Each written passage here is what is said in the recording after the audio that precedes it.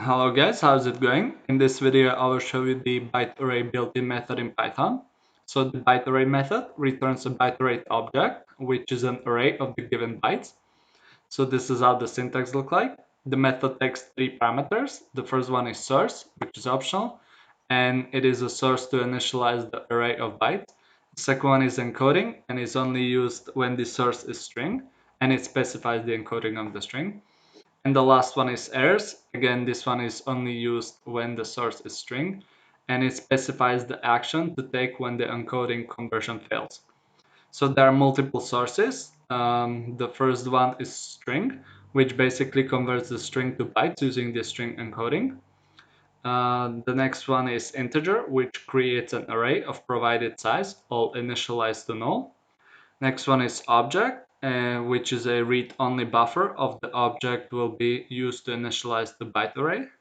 And the next one is iterable, which creates an array of size equal to the iterable count and initialized to the iterable elements. And the elements must be within the range of 0 and 256. And if no source is specified, it will create an array of size 0. All right, so let's look at some examples. And the first example, the source is string.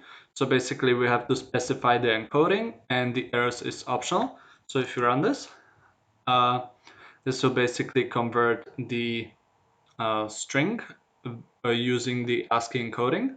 So the reason why I used ignore is because the ASCII is unable to encode the special characters. So if I remove this, we'll get an error. However, if I specify the error method, for example with replace, it will replace the special character with the question mark. Similarly, if I use, I don't know, UTF-8 type of encoding, it will encode the character with the UTF-8 encoding. Now if we have an integer, the byte array method will return a array of size a with all elements initialized to 0 or null. If we have an empty byte array, it will basically create a byte array of size 0. If we have an iterable, as in this case it is a list of 3 elements, it will create a byte array of size 3, where each element is converted to its binary equivalent. And now we are able to also iterate over this byte array.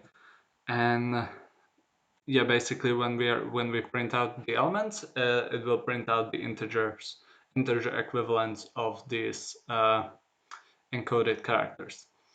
All right, so this is the byte array method, and that's pretty much it. So thank you for watching.